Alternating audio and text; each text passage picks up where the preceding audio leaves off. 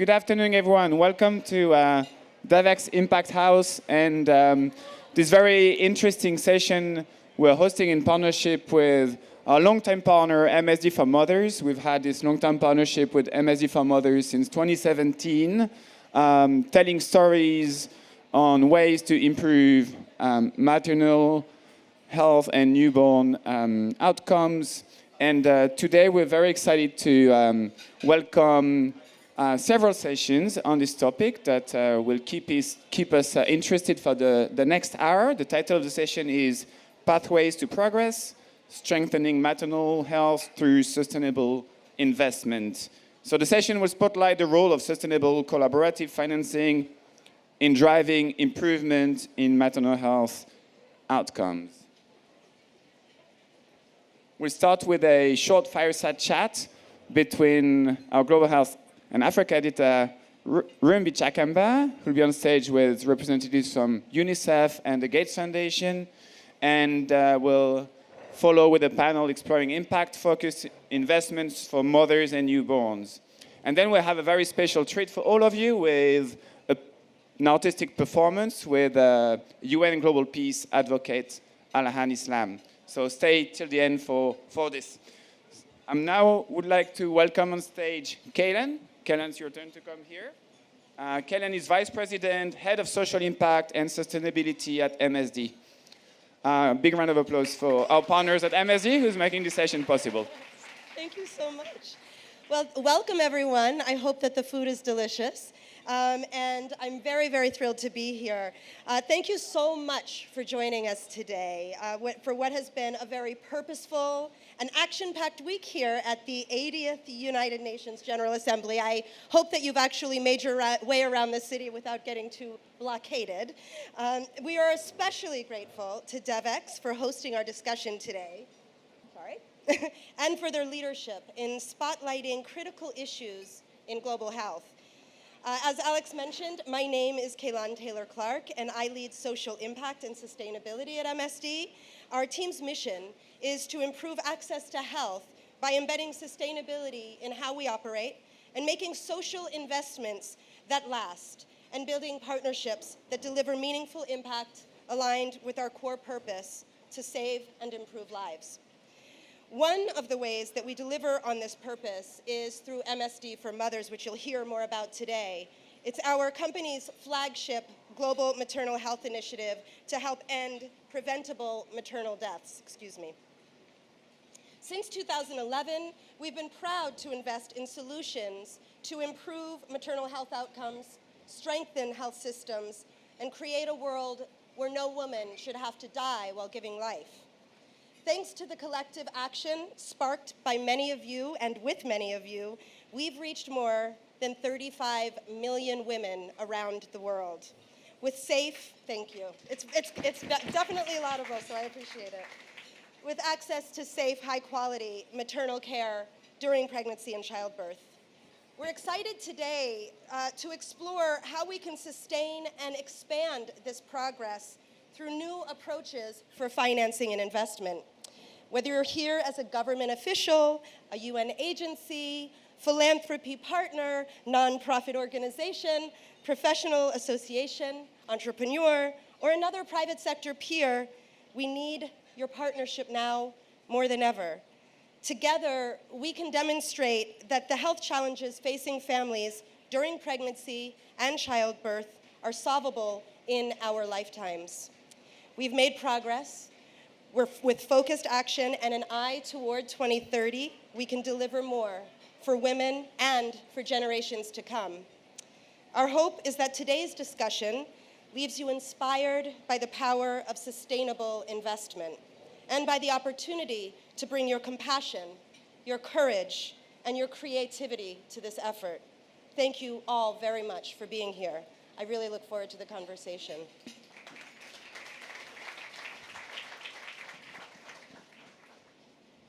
Thank you so much, Kalahn, and really excited to be here as well. Kalahn really breaking down all the gains that have been made, but unfortunately, gains are fragile and they are also uneven. And throw in aid cuts into the mix, and we've got quite a situation. So to dig into this and a little bit more, I'm going to call on to my first group of speakers for our Fireside Chat, Dr. Fouzia Shafique, who's the Associate Director of Health at UNICEF, as well as Dr. Sanjana Bhardwaj, who's the Deputy Director of Policy, Advocacy and Communication, Women's Health and Children's Health and Primary Health Care at the Gates Foundation.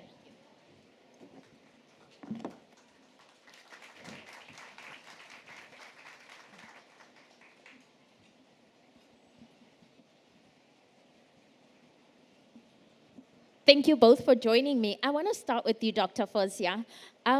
First of all, we've been talking about the gains, and we've also been talking about how fragile they are. So can you take us through some of the fragility? In humanitarian crisis, what do you see as the most critical challenges that mothers are facing in access to safe and respectful maternal health care? Thank you, and thank you for having me. I want to start by repeating something that I heard at the PMNCH Accountability Breakfast yesterday.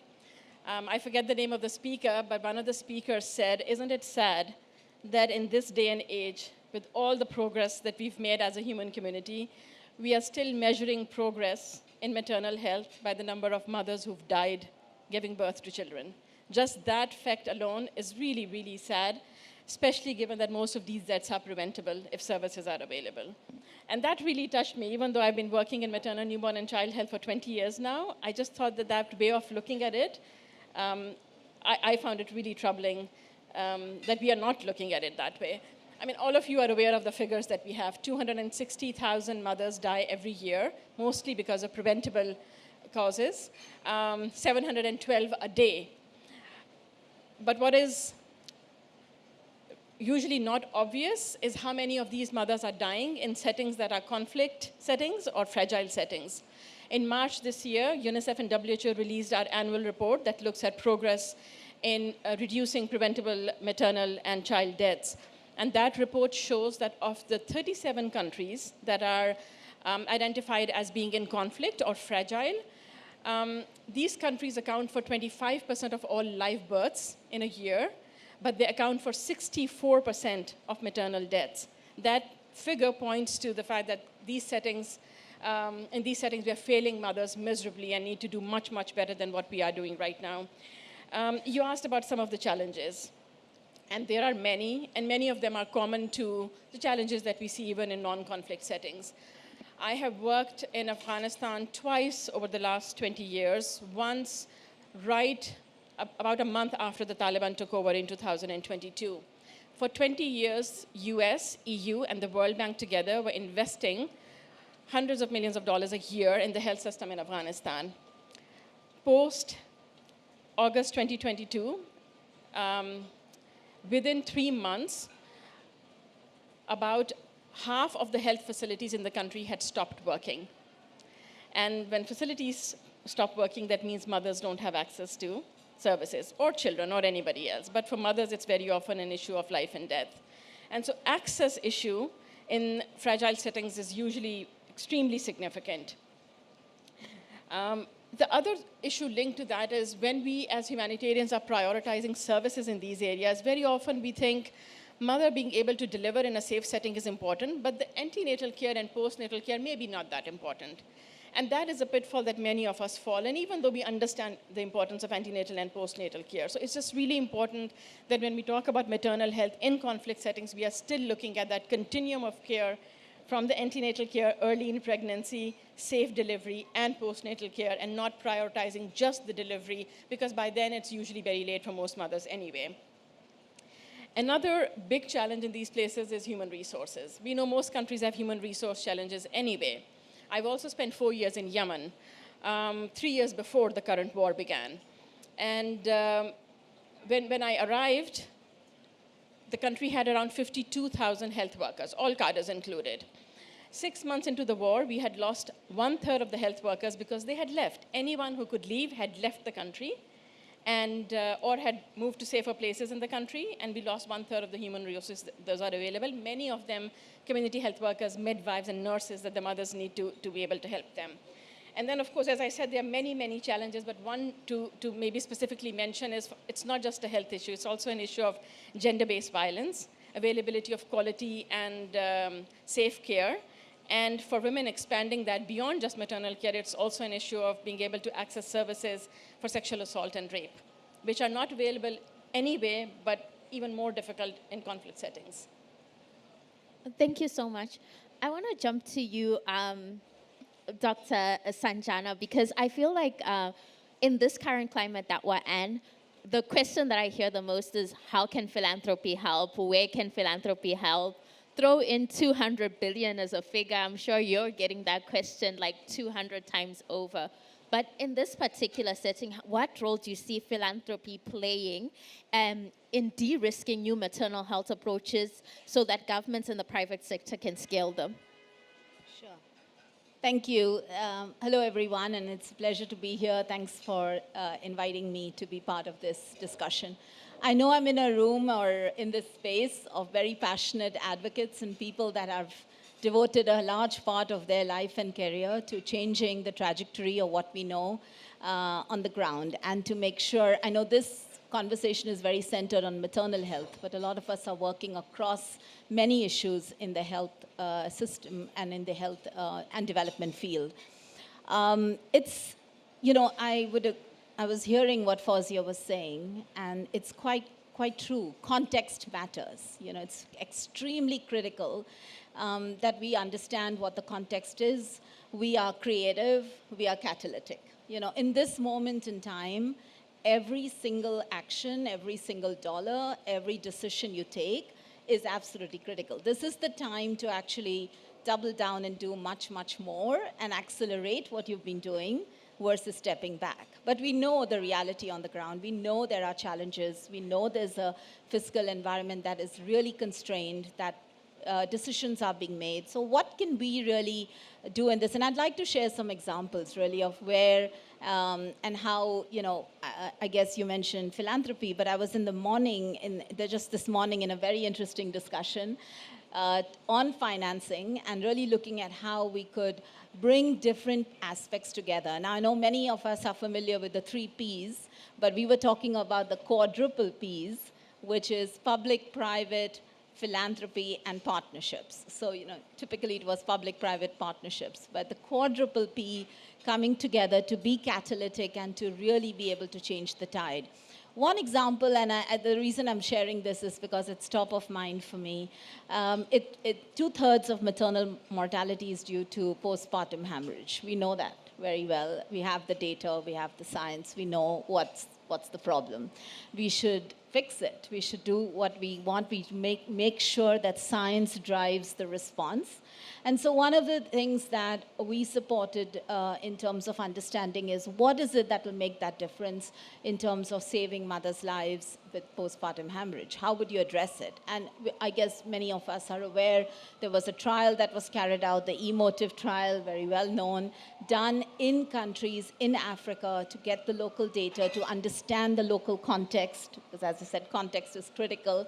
And it showed us, you know, what is the package that should be delivered, a PPH package that can actually save lives, bringing down almost 60% of maternal deaths. But then comes the big issue. Once you have this, how would you scale it up? You want to make sure that it gets to every woman, every child. And we can make a difference. Philanthropy can come in, yes, and do it. But we are a drop in the ocean. There's no way we can, you know, I know the figures sound big, the dollars sound big, but in the larger scheme of things, we're a very small player. And you really need governments and other stakeholders to come in to scale up sustainable solutions. And so this is where we were able to really work and show and work in partnership with stakeholders, with many partners sitting right here, but with governments in the leadership to really see how we address the policy shift that is needed, how you're able to actually get supportive strategic guidelines and policies in place to scale up the PPH bundle as soon as possible. But then comes the issue of products, right? I mean, the package has medicines and has drugs, and you need to make sure the commodities are there because it won't work. I mean, I'm a medical doctor, worked on the ground, and it's just impossible to treat a patient if you have one thing and you don't have the other thing.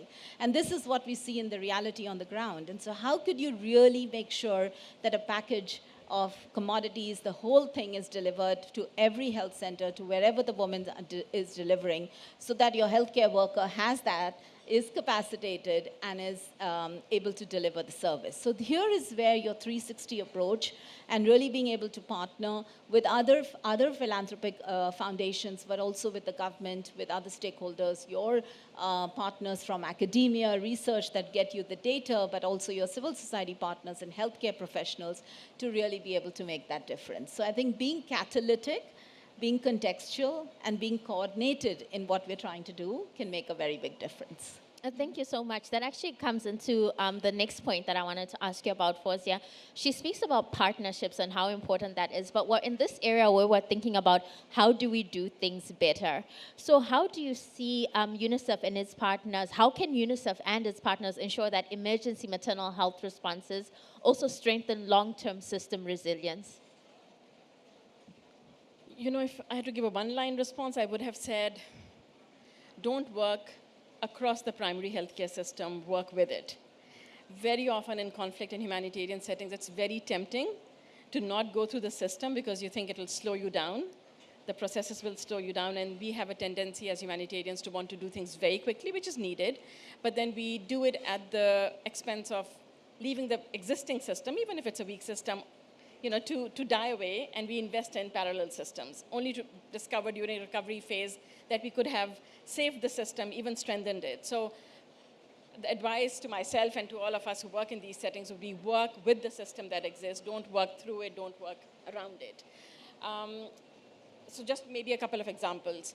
There's a tendency to put in mobile health teams wherever there's an emergency. And sometimes they are needed. But if there's a health facility that exists in those places, then you need to work with that health facility, whether it's a private facility or a public facility or a partner facility. Invest in that existing infrastructure rather than creating new ones, which we have done all too often, be it in northern Burkina Faso or in South Sudan or in Somalia. That has been the tendency.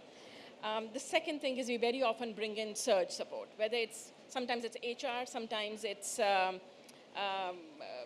the way we run the logistics systems, sometimes it's the transportation systems, and again, the advice is built on what already exists. So for example, community health workers. We have 1 million of these community health workers on the African continent alone, and probably 3 million to 4 million if you include other areas as well.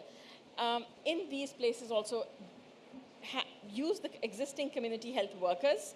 Sometimes you would have to do it through task shifting, sometimes through additional training, but use the resource that already exists.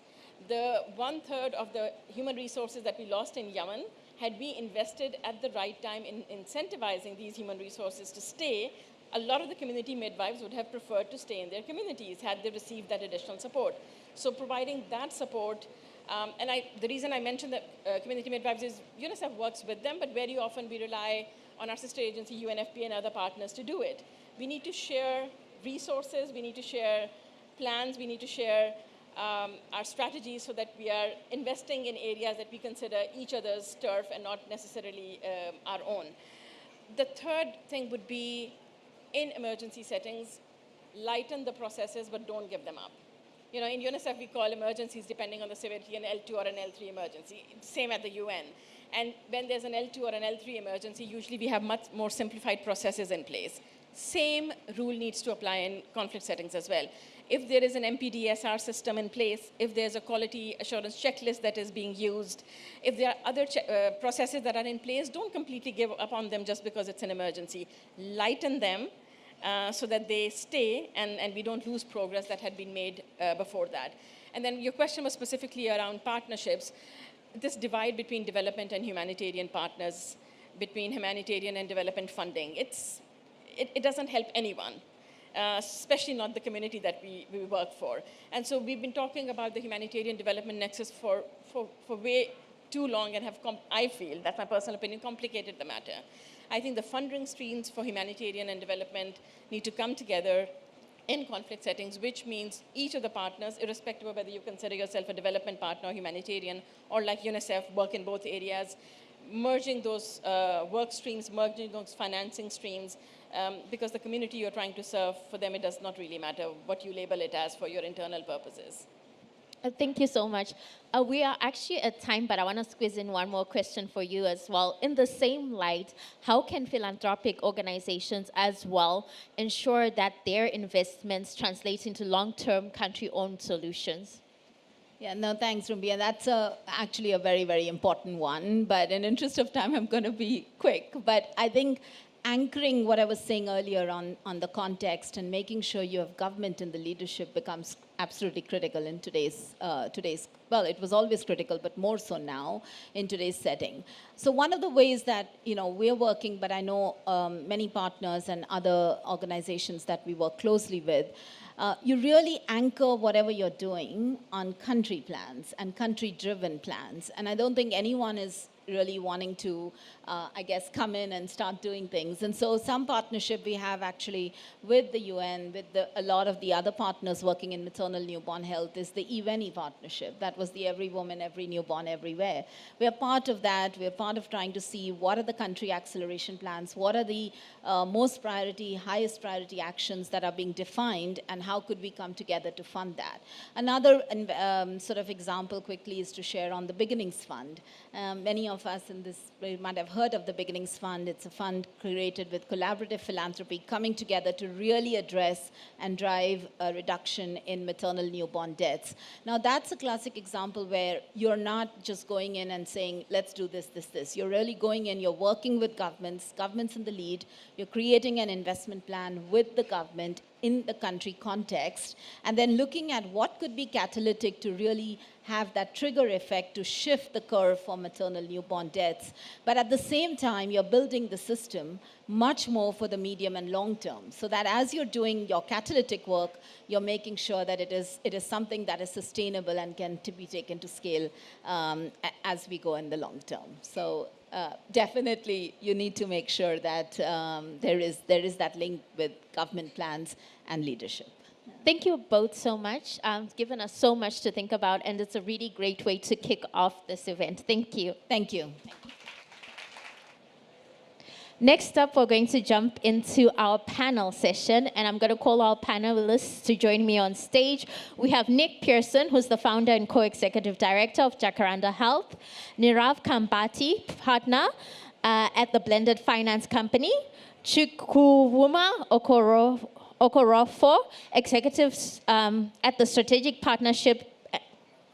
for strategic partnerships at Helium Health, and Iyadunni Olubode, who's the lead of Kenya and Nigeria programs at MSD for Mothers.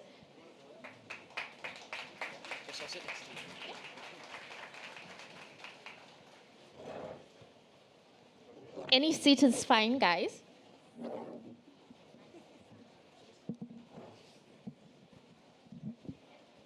Nick, I'm going to start with you. Unfortunately, you chose the seat closest to me, so you're going to have to be number one. Jacaranda Health has pioneered community and facility-based approaches to maternal care in Kenya. What lessons from your work can inform how the global community designs scalable, context-specific interventions? Thanks, everyone. Hi, I'm Nick Pearson with Jacaranda Health.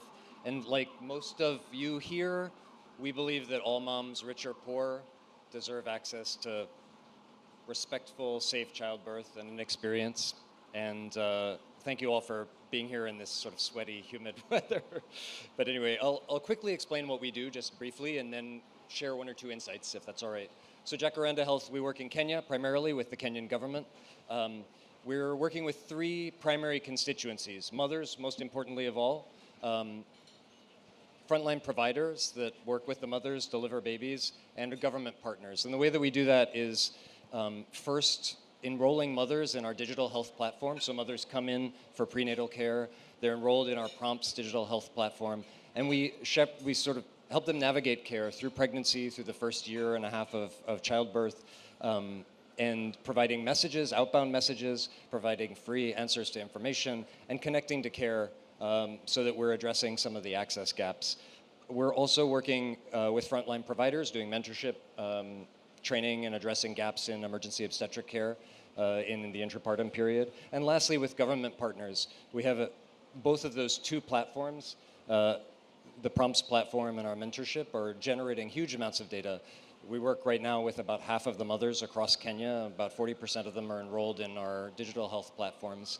And they're sharing back feedback about their experience through care, through pregnancy, through the intrapartum journey, and also for the frontline providers as well. And so we consolidate that data in a set of dashboards for our government partners so that we can provide insights so that they can better allocate resources more equitably, improve quality of care within the counties where they work.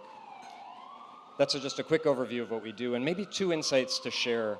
I think one of the pieces is that there's a real opportunity to leverage the power of technology here. Our digital health platform uses large language models and AI on the back end. It's primarily humans are in the loop at the same time. But at this point, we're getting 12,000 questions a day from mothers across Kenya, mothers texting in from rural Kenya, from urban Kenya. Is it okay to eat an avocado? Am I bleeding? Is this normal? And we're able to triage those questions, answer them, and connect them to care as possible. So Is it okay to eat an avocado? it is, actually, Rumbi. And those are less urgent, obviously, so we answer them slower. But the ones that are triaged higher get a call back from a clinician and then referred into care. And so technology can be both a force multiplier for efficiency, to be able to, a small help desk, a small organization, to answer 12,000 questions a day. It can also be a tool for improving impact. So personalizing care for high-risk moms, specialized messaging for climate vulnerable moms in areas of extreme heat or flooding, using voice interfaces for moms that are lower literacy, for example. I think the third piece of it, I guess, is also that there's an opportunity to replicate the digital technology into other countries. We're now working primarily in Kenya, but moving into Nigeria.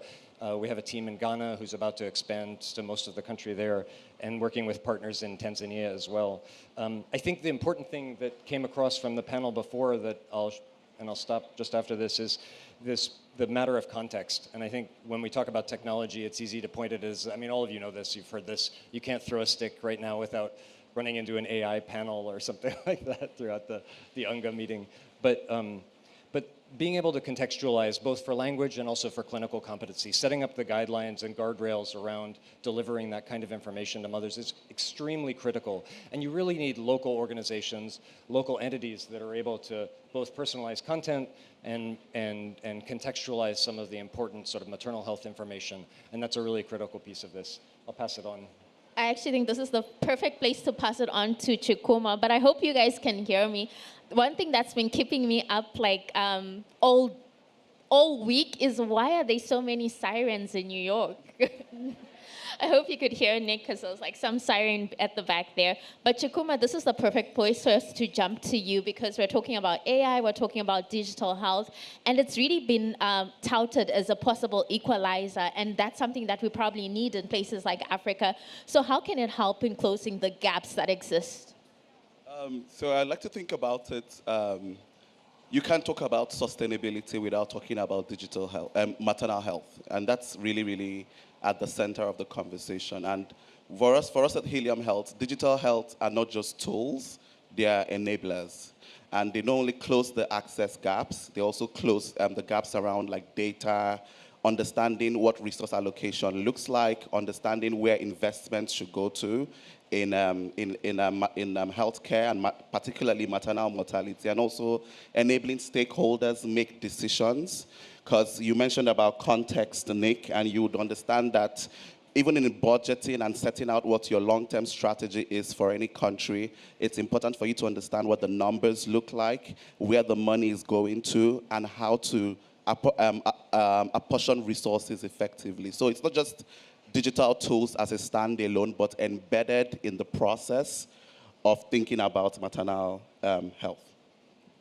Thank you so much. And speaking about what we talked about in the first panel, making sure that countries are at the forefront of this. Iyadunni, you work in Nigeria. How can we actually make sure that these investments are truly country and community-led? Thanks, Rumbi. By way of introduction, I lead the work of MSD for Mothers in Kenya and Nigeria. And from my experience, I think the first thing, there are three things I highlighted. There are three things I'd like to highlight. And the first I would highlight is understanding the policy frameworks and the governance frameworks around health broadly and maternal health. So what are the policies that guide the work? Who are the critical stakeholders in government, in professional spaces, and in the civil spaces that are working in those spaces? I think getting a good understanding is the first thing.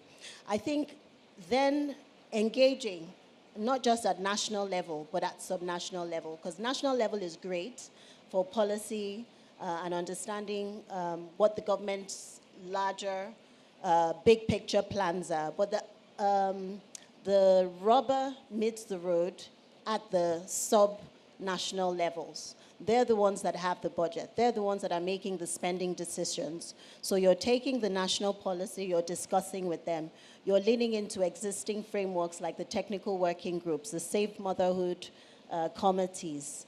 And at community level, you're engaging with the community stakeholders. Many times you're engaging with the ward development committees. Many times you're engaging with religious leaders and community leaders.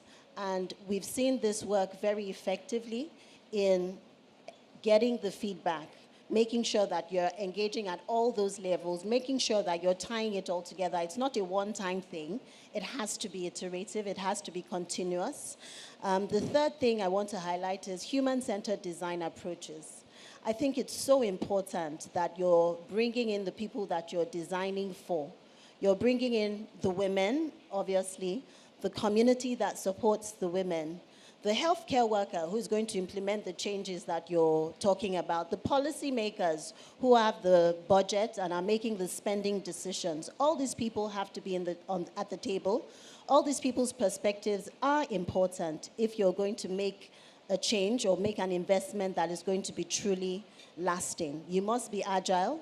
You must be willing to iterate. You must be willing to own up to failures, and fail forward, learn from those, and share your lessons along the way. I think everybody wants to be part of a success story, and if you are able to garner everybody's perspectives and give them feedback and bring them on that journey, I think we'll see our investments go a lot further. And can I just add something to what Iyadunni said? When we think about partnerships within the sector that we work in, we always say that you must move from a transactional approach to more of a coalition. And we call it the coalition of the willing. So government is setting the governance framework. The private sector, like us, are innovating, and civil society and funders, rather, bringing in the catalytic funding. I think that blend always ensures that you have a much more sustainable investment strategy when you think about maternal health. And just like Iyadunni said, you can't do anything in isolation. You must listen to everybody within the strata to be able to deliver the kind of change and lasting impact you want to make. Thank you so much. That actually brings me to my next question, which is around financing. Unfortunately, the Gates Foundation is not able to come in and save us all. So people are now talking a lot about blended finance. Nirav, how can we utilize blended finance in maternal health? What's the most effective way? Thank you, Rumbi, and thank you, Devex, for having me here. I oftentimes feel, though my company's name is the Blended Finance Company, I feel the term blended finance has led to a lot of confusion. It's not as complicated as the term makes it out to be. Eventually, all of us are trying to achieve just one thing, which is how do we reduce the SDG financing gap. Now, there are two ways of going about reducing that gap. Either we get more funding into development, and we know that more funding will have to come from the commercial funders, or we utilize existing funding better. And blended finance has applications to do both. So through outcomes-based funding, philanthropists and governments can find more efficient ways of making their resources go farther. And then through instruments such as guarantees, subordinated debt, junior capital, it's possible to draw in commercial capital, meet their risk-return requirements, and thereby increase the resources that are available for development.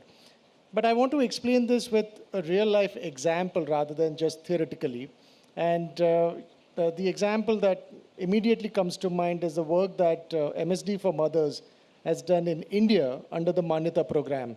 Under this program, running over past 12, 13 years, thousands of private hospitals have been quality certified, right? And in 2018, for the first time, there was an outcomes-based instrument under which this facility was extended in the state of Rajasthan. So what it meant was that service providers were getting paid to get hospitals certified for quality, but they would only get paid upon the hospitals reaching successful certification, right? So here the resources of the philanthropists were only being spent once the results were being achieved. And that itself led to the certification process reaching about 400 plus facilities, and in the process impacting about 500,000 mothers, thereby saving, by some extrapolation, hundreds of lives. Now, most recently, that program is being introduced under a blended finance program, where what we're doing is attempting to create pull for the certification program from these private facilities by actually linking fiscal incentives to certification. So what happens here is private hospitals are borrowing for their expansion. Sometimes they're not able to borrow because of lack of collaterals. And the philanthropic capital is now being utilized for two purposes. In one case, philanthropy comes in to actually provide an incentive to those hospitals that have gotten Manyata certified during the tenure of the loan, as a result of which their cost of capital significantly comes down.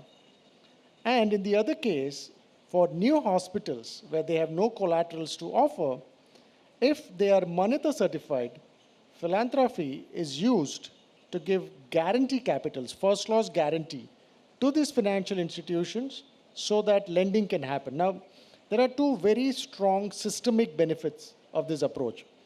The first is now we have more capital that's flowing towards institutions that have a quality orientation. And second, now we have got mainstream financial institutions and their distribution mechanism, and we all know how powerful the distribution of insurance companies or any other loan provider is. And now we're using this distribution mechanism to actually spread quality. So it is indeed quite possible to use blended finance in creative, innovative, contextual manners to improve maternal health. Thank you so much. I have to confess, I don't have a finance brain. The finance brain skipped me. But when you really bring those country level examples, I'm beginning to understand it. I'm going to expand my learning, use this opportunity to expand my learning and go into another financing term, which is domestic financing. And this is something that's being bandied around as well, Nick. What's the most effective way of unlocking those country domestic resources? Nick, that'll be for you. For me, okay. Can answer that. You can jump in as well, Nirav, after this. I think two of the things that I want to sort of respond to that slightly and also mention one or two other things. I think one of the things that I applaud about MSD for Mothers and our other supporters in this strengthening systems for childbirth program is that there's a real willingness to go deeper at the subnational level, and I think that's really important. You know, it's easy to talk about some of the technology interventions, the product interventions, even some of the sort of training interventions independently, but really you don't succeed in the long term unless you're sort of walking alongside with the government, and particularly the local governments. And so building that trust is really critical, and that's the first point that I want to make. For us, for example, you know, each of the independent pieces of what we do, the sort of digital health support for mothers, you can see results like improved ANC care and uptake, improved postpartum family planning uptake, a doubling of postpartum family planning contraception, improved uptake of postpartum care. You can also see improvements in nurse trainings, et cetera. The real power is when you sort of layer in things like data and useful dashboards that are actually co-designed with your government partners. I mean, right now, all of us, especially in this advent of AI and data and everything else, so like a fire hose of data going to governments. Everyone's got dashboards. The real question that all of us face and all of us have to figure out how to answer is like how to get that data used, how to present it in a useful way, how to surface the insights in a way that's meaningful, that leads to action, that leads to like simple things that governments can do. And for us in particular, it was important to co-design our dashboards that are coming back from sort of the voices of mothers, the voices of the nurses, and what we're seeing in the Kenya Health Information System as well. So to unlock local resources, oftentimes where you see opportunities, obviously right now in the current environment, there's like a huge dearth of funding. Every county, every national level government is really struggling. You know, they've lost access to some of these huge pots of funding from bilateral donors, et cetera. And so they're scrambling to figure out these very like resource constrained budgets. But at the same time, there's a lot of opportunities, both for sort of more creative initiatives like you've spoken about, but also even small budget hacks. And so I think being able to both A, build trust by being a long-term partner with government and local governments in particular, it's important who it comes from. Secondly, use the data to really surface the insights that are going to be useful. So just a quick example of that is like us being able to share back, you know, simple things like, you know, you're seeing a dearth of immunizations in a particular subset of facilities based on what moms are reporting. Is that a commodity supply issue or is that a quality of care issue? And the government can kind of dig into that and do sort of entertain a quality improvement exercise that actually addresses some of those, or stigma, or you know things that are centered around respectful care. At the same time, they can also apply those same insights to simple government budget hacks. So whether it's like reallocating resources more equitably, or whether it's things like coming up with creative results-based financing at a local level. So for example, we saw Makueni County almost 50% increase in its local maternal health budget and allocate it specifically to a RBF program, a results-based financing program, where they were basically saying facilities that demonstrate more ANC care, better quality of care, et cetera, are going to get more of our money. It's a smart, sort of simple solution that budget without having to really stretch their budgets too much. Sorry, that was long-winded, but please add. Nirav, did you want to add on to that? No, completely agree. And I'll just say that, you know, fortunately for us, Pompey, who leads MSD for Mothers in India, she's from the financial sector herself. And she knows that there's a lot of finance that's tied up simply because that finance can only take certain amount of risk and must meet certain return criteria because of their fiduciary responsibilities. And oftentimes, it's just a matter of unlocking that capital that's already available by using philanthropy as a risk-return equalizer. And that itself can sort of make capital flow towards the causes that we all want to address. Chukwuma, Nick mentioned the importance of data as well. How are you using data to ensure that you're informing investments? So the way we think about it is, and I think it's a good place to really commend MSD for their incredible commitment to maternal health, because when we understand how critical it is, we also are glad to be working with people like the MSD. And through the For Mom project, we have seen how, by just understanding the dynamics of workings in a facility, you can be able to now talk to them about where to invest more in. So, like for instance, we were able to digitize about 148 facilities across 3 states in Nigeria. And through those interactions, you can actually see where the pressure points in the facilities are. You know that when women come into the hospitals, the wait time is reduced, and you can also utilize it for other things that can even be of more benefit to the women. So things like training, things like sensitization about like their birth and processes, like just a basic, more effective use of their time. And you know some of these women have to commute long distances to get to the hospitals or the facilities to get care. So things like that just gives us that deep level of insight, and we're able to now sit and know that, okay, we know what drugs, you know, to even stock on more. We know what equipment to even let the hospitals know that you should think through this as you think about your process. And even from the stakeholder perspective, even for governments and the subnational, the local governments, we're able to let them know that these are what your core focuses should be. Because, like I said, maternal maternal health is an emergency. It's not just the way we sit here and talk about it.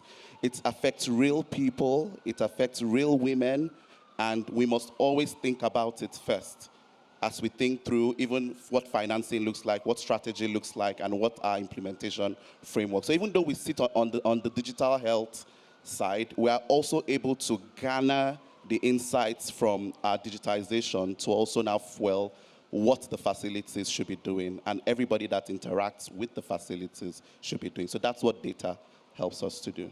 Thank you. Thank you so much. And Iyadunni, I want to jump to you because a lot of financial commitments are made here at Anga Week. And I was actually hearing about the origin stories for the MSD program, and it also started at an Anga Week. But how do we actually make sure those financial commitments translate to action on the ground for women who actually need it? Thank you, Rumbi. I think that's a question for everyone. We're all stakeholders, and so I think that it is teamwork in ensuring that the commitments track. I think I would like to point to the example of FP 2030 and how they do a good job with putting together the commitments around family planning. So I think tracking, first of all, and being clear on who has committed to what is important. I think that's the first thing. I think the second thing would be transparency. So for everybody who's working in that space, are you putting out the outcomes beyond your commitment? What have you done, and how are you reporting it? And this is where the conversation around every woman, every newborn, everywhere is relevant. How are we measuring as a community? How are we measuring progress? How are we measuring impact? And how do we use common indicators that are agreed to by the countries to speak the language of our success? So if, for example, we're tracking with the Iyadunni framework, which I know the Nigerian government and I think the Kenyan government have adopted in their own results framework around the work that they're doing, they're tracking the ANCs and the PNCs and all the things that they're meant to be tracking with based on Iyadunni. And so if you're supporting maternal health, how has your work contributed to that? I think if we're thinking about that from the beginning as we design, I think we'll begin to see more accountability. And where we feel that the indices do not properly represent the interests of the women, because you asked about it directly benefiting the women and the community, we should have open conversations about this and drive those metrics closer to what it should look like if it is telling the story. Fouzia mentioned, being brought to the awareness that we're measuring maternal progress in maternal health by how many women die. Is it time to think about more impactful ways that you are leading towards progress? And if we are, then we're all obligated to drive towards it. I think it's an iterative process. I think we need to stay agile. I think we need the best of everybody's thinking at the table, and we need to continually find ways to demonstrate transparency and measure the impact of our work, because if we don't measure it, if we're not tracking it, then it gets lost. Thank you. Thank you so much. I think we started off the conversation by talking about the gains that have been made, but also noting just how fragile they are and the moments that we're in, and how that can all be easily overturned. So I want to ask each one of you, what will be your call to action for this moment in time? Nick, I'll start with you.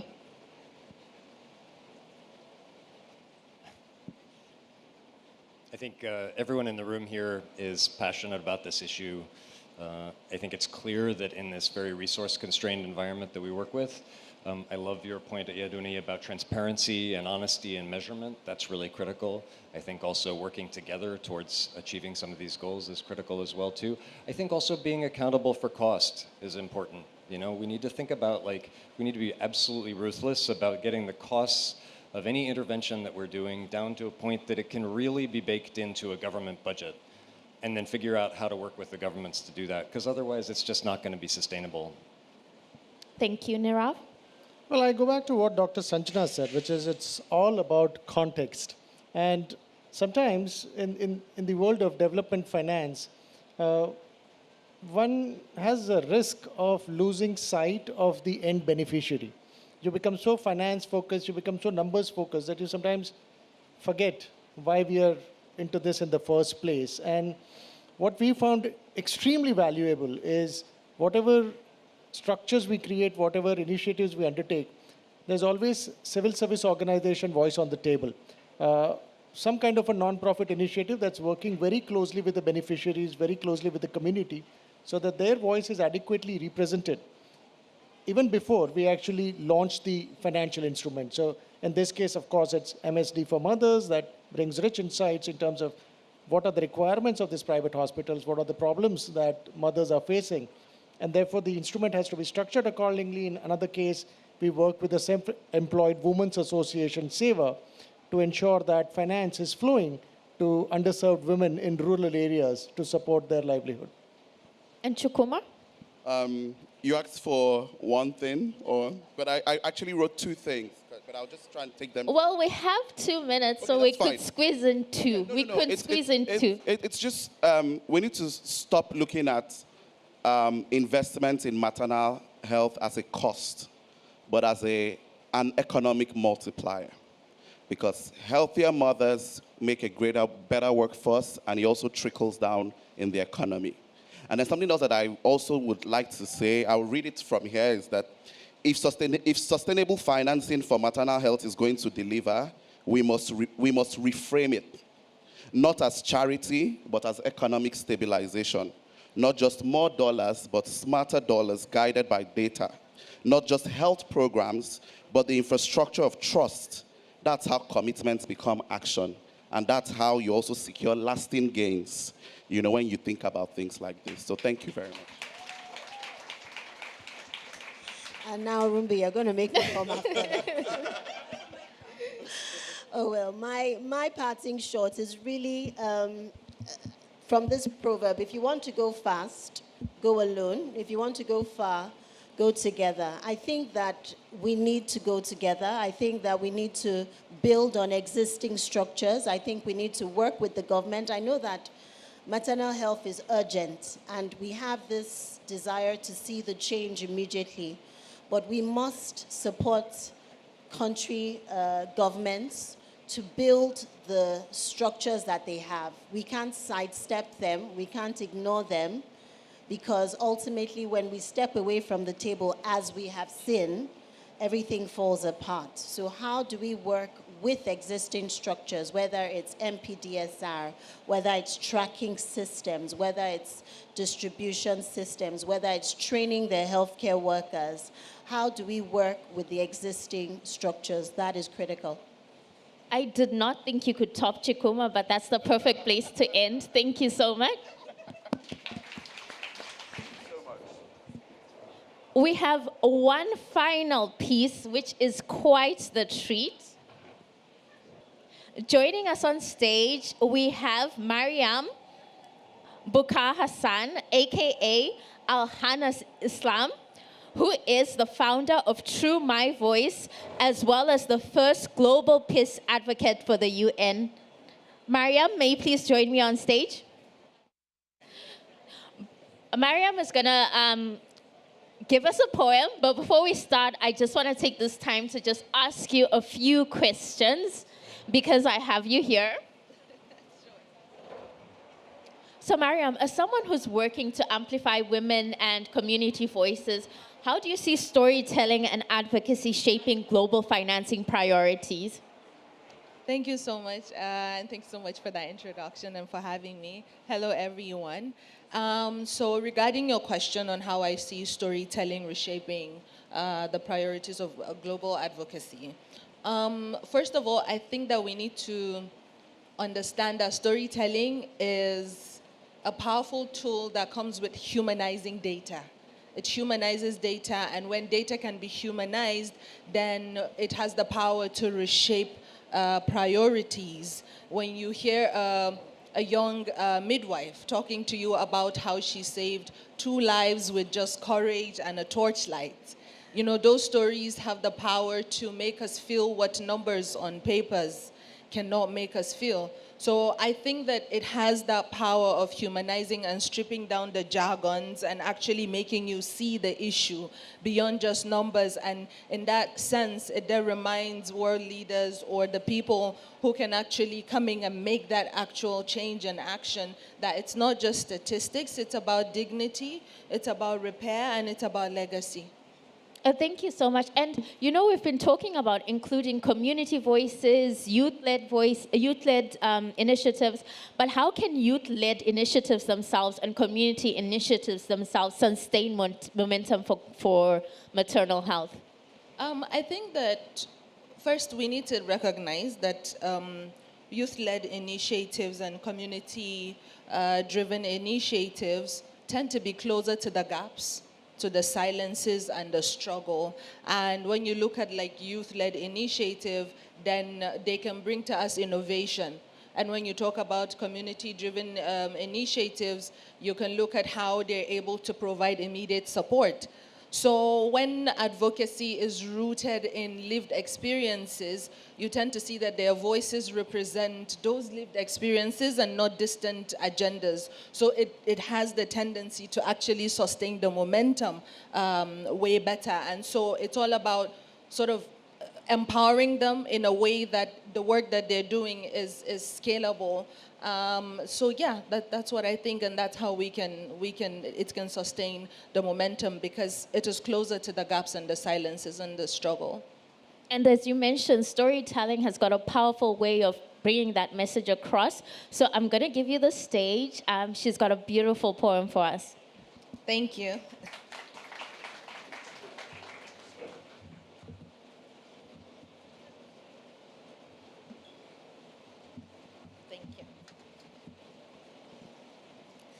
So the title of the poem is, "Isn't This How She Dies?" She enters the room like a river carrying the weight of two lives. Her breath is a thunder stitched with hope. Her body a cathedral of promise. Walls trembling with hymns that beg to be born. But isn't this how she dies? Not in the shattering of her bones, but in the silence that greets her screams, in the corridor where the fluorescent light flickers like falling stars while she waits. Bleeding time, bleeding patience, bleeding the belief that someone will come. Isn't this how she dies? When the road to the hospital is longer than the road to heaven.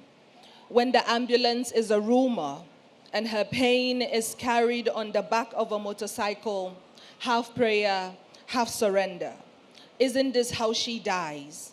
When her womb becomes an unmarked grave of policies, every contraction is a reminder that her body is not only hers, but also a ledger of a nation that budgets for weapons but not for women. Isn't this how she dies? When her cries are pressed in the cloth of tradition, be quiet, endure. Womanhood is painful. Her voice swallowed by generations that mistake suffering for strength. She is not undone by childbirth. She is undone by distance, by poverty that pulls at her ankles, by apathy dressed in suits and signatures, by a world that calls her expendable whilst demanding that she be eternal. Her blood does not stain the floor, it stains the silence of governments, the arrogance of systems, the convenience of forgetting. And still, isn't this how she leaves? If her death is not just a statistic but a haunting, if her absence becomes an anthem for those who refuse to inherit this silence, isn't this how she lives? When we decide wombs are not battlefields, when we decide mothers are not martyrs, when we decide that to give life should never mean bargaining with death. Thank you very much. Thank you. Yeah, I felt that deserved a hug, and I almost feel like I shouldn't be on stage, so that the last thing you walk away with is her words. But I want to thank everyone for joining this session. We we've come to the end of the session, and that was the absolute perfect way for us to end it. Thank you so much for being here with us today.